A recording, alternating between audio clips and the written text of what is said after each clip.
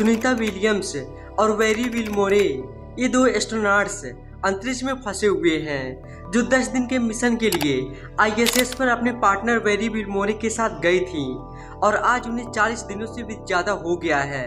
पर अभी भी नासा के पास कोई ऑफिशियल डेट नहीं है कि ये दोनों कब पृथ्वी पर वापस लौटने वाले हैं, क्योंकि इन्हें इंटरनेशनल स्पेस स्टेशन से वापस लाने वाले स्टार लाइनर स्पेसक्राफ्ट में मल्टीपल पार्ट्स फेलियर पाया गया है और इंजीनियर्स का साफ साफ कहना है कि इस रॉकेट के साथ अर्थ एटमॉस्फेयर में एंट्री करने पर एस्ट्रोनॉट्स की सेफ्टी की कोई भी गारंटी नहीं है। अगर शॉर्ट में कहूँ तो 21 साल पहले कल्पना चावला जैसे इंसिडेंट हमें दोबारा देखने को मिल सकता है। तो आखिर सुनीता विलियम्स और वेरी विल्मोरे इस तरह कब तक स्पेस में फंसे रहेंगे और आखिर उनकी स्पेसक्राफ्ट में क्या प्रॉब्लम्स है और कैसे इलोन मस्क इन दोनों एस्ट्रोनॉट्स की जान को बचाने के लिए एक मेजर रोल निभा सकते हैं। तो चलिए जानते हैं। कल्पना चावला जैसा इंसिडेंट एस्ट्रोनॉमी के इतिहास की कुछ सबसे ट्रेजिक घटनाओं में से एक है। इसके बाद माना जाता है कि नासा और दूसरी स्पेस एजेंसी ने एस्ट्रोनॉट्स की सेफ्टी के लिए अपने रॉकेट से और भी ज़्यादा बेहतर बनाए ताकि इस तरह का इंसिडेंट दोबारा कभी ना हो। पर क्या सच में? क्योंकि कुछ महीनों से जो इंटरनेशनल स्पेस स्टेशन पर चल रहा है ना, उसे देखकर तो ऐसा नहीं लगता, क्योंकि जो स्पेसक्राफ्ट की खराबी की घटना कल्पना चावला के दौरान हुई थी, कुछ वैसा ही इवेंट दोबारा भी रिपीट हो सकता है। और इस बार की इस घटना में भी बोइंग कंपनी का रॉकेट ही इन्वॉल्व है। ये है सुनीता विलियम्स, अमेरिका में जन्मे इंडियन ओरिजिन एस्ट्रोनॉट्स। 1998 में नासा को ज्वाइन करने वाली सुनीता ने सन 2012 से अब तक इंटरनेशनल स्पेस स्टेशन पर कई सक्सेसफुल मिशन किए हैं, लेकिन उनके रिसेंट आईएसएस मिशन में कुछ ऐसा हुआ जिसके कारण उनका केवल 10 दिन चलने वाला मिशन अभी तक खत्म नहीं हुआ है।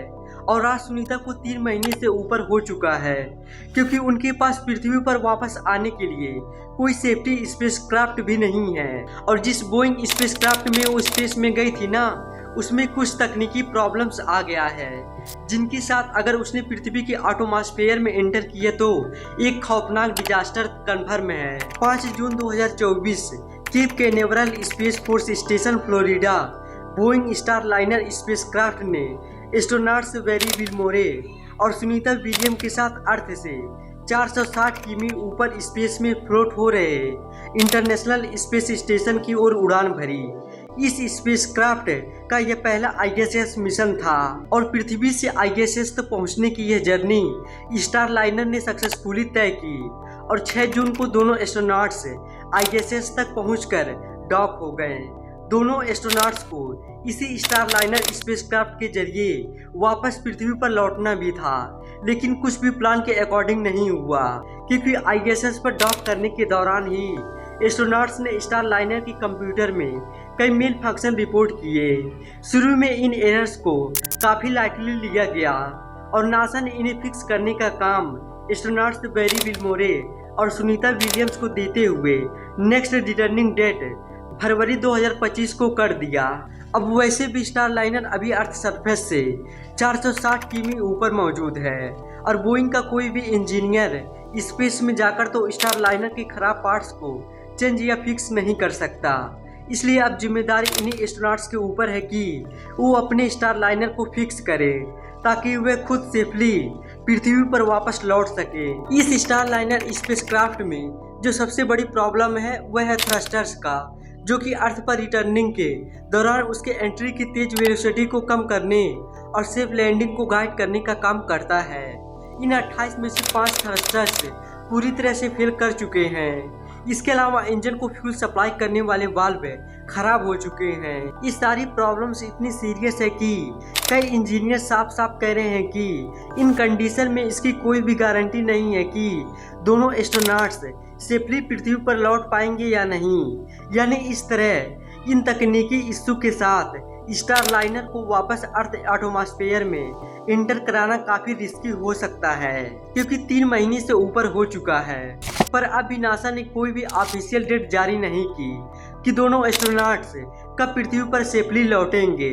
अब रिसेंटली सुनीता विलियम्स और वेरी विल्मोरे द्वारा आईएसएस से किए गए एक लाइव के दौरान जब कुछ व्यूअर्स ने उनसे उनके करंट स्टेटस के बारे में क्वेश्चन पूछा तब उन्होंने बताया कि हीलियम लीक के कारण डॉकिंग के दौरान भी प्रोपल्शन सिस्टम ने ठीक से काम नहीं किया, लेकिन इसके बावजूद स्टारलाइनर सक्सेसफुली डॉक हो गया। यहाँ पर सुनीता विलियम्स ने यह भी कहा कि उन्होंने ट्रेनिंग के दौरान सिमुलेशन में कई टफ इमरजेंसी सिचुएशन को हैंडल किया है और वो अभी भी हर तरह के इमरजेंसी के लिए रेडी हैं। सुनीता विलियम्स आगे ये भी कहती हैं कि वो कॉन्फिडेंट है कि अगर कोई भी प्रॉब्लम्स होती है तो हम वापस पृथ्वी पर आने का एक बेस्ट वे ढूंढ ही लेंगे।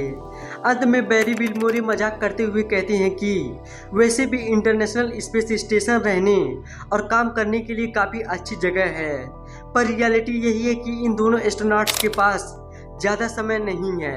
देखो, स्टारलाइनर को 45 डेज स्पेस में रहने के लिए डिजाइन किया गया था और कुछ बैकअप सिस्टम के साथ ये केवल 72 डेज तक ही स्पेस में ऑपरेशनल रह सकता है। यानी इस टाइमलाइन के बाद स्टारलाइनर स्पेसक्राफ्ट की हालत और भी ज़्यादा डैमेज हो सकती है, उसके बाद भी काम करने लायक नहीं रहता। लेकिन स्पेसएक्स के पास ह्यूमन रिलेटेड स्पेसक्राफ्ट है जिसे ड्रैगन के नाम से भी जाना जाता है। यह स्पेसक्राफ्ट एक ही बार में 7 पैसेंजर्स को सेफली ISS तक लेकर जा सकता है और वहां से वापस ला भी सकता है। पिछले कई सालों से स्पेसएक्स के ड्रैगन स्पेसक्राफ्ट ने कई सारे सक्सेसफुली मिशन किए हैं। नासा ISS पर पहुंचाने के लिए रशियंस यूज स्पेसक्राफ्ट का भी प्रयोग कर चुका है और उनके पास भी सालों के फ्लाइट डेटा अवेलेबल हैं, जिनमें एक काफ़ी ज़्यादा से कंसीडर किए जाते हैं।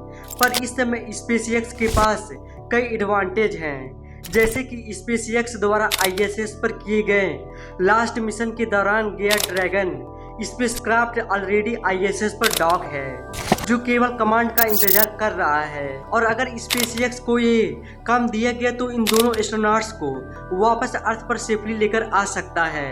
लेकिन यहाँ पर एंट्री होती है दो कंपनी और गवर्नमेंट के बीच की पॉलिटिक्स से। तो देखिए, रूस और अमेरिका के बीच क्या चलता है ऑलरेडी आप जानते हैं।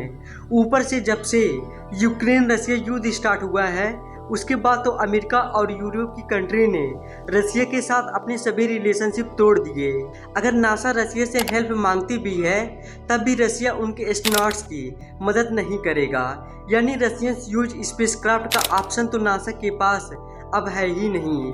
अब अगर बात करें स्पेसएक्स की तो यहाँ पर नासा खुद भी नहीं चाहती कि वह स्पेसएक्स से हेल्प मांगने जाए, लेकिन नासा को यह बात समझना चाहिए कि पूरी दुनिया में स्पेसएक्स ही एक ऐसी कंपनी है जो सबसे सस्ता और सेफली किसी भी एस्ट्रोनॉट्स को ISS तक पहुंचा सकती है। लेकिन जैसे मैंने आपको कहा, स्टारलाइनर स्पेसक्राफ्ट को खराब हुए ऑलरेडी 3 महीने से ऊपर हो चुका है और अब स्पेसक्राफ्ट की इतनी लाइफ भी नहीं है कि ज़्यादा समय तक स्पेस में सरवाइव कर सके। ऐसे में नासा के पास काफ़ी ज़्यादा टाइम है ये डिसीजन लेने के लिए कि क्या वे इसी स्पेसक्राफ्ट के जरिए एस्ट्रोनॉट्स को वापस लाने का डिसीजन लेकर सुनीता विलियम्स और बैरी विल्मोरे की लाइफ पर एक रिस्क लेंगे, या फिर बोइंग कंपनी को नाराज करते हुए स्पेसएक्स से हेल्प मांगने जाएंगे और उनके ड्रैगन स्पेसक्राफ्ट के जरिए सेफली दोनों एस्ट्रोनॉट्स को पृथ्वी पर वापस लाएंगे। अब देखो, नासा जो भी फैसला ले, लेकिन मेरे हिसाब से इस समय दोनों एस्ट्रोनॉट्स बैरी विल्मोरे और सुनीता विलियम्स को वापस पृथ्वी पर सेफली लाना ज़्यादा इम्पोर्टेंट है। वैसे दोस्तों, आपका इसके बारे में क्या कहना है नीचे कमेंट सेक्शन में लिख के ज़रूर बताना। अगर आप चैनल पर नए हो तो चैनल को सब्सक्राइब करने के साथ साथ नोटिफिकेशन बेल को ऑन कर देना। और अगर आपको ये वीडियो पसंद आए तो मैं आपको रिकमेंड करूंगा अपनी अगली वीडियो इसे जाकर जरूर देखना, जिसमें हमने कोलकाता इंसिडेंट के बारे में बात किया है। इसके बाद मिलते हैं नेक्स्ट वीडियो में, तब तक के लिए बाय।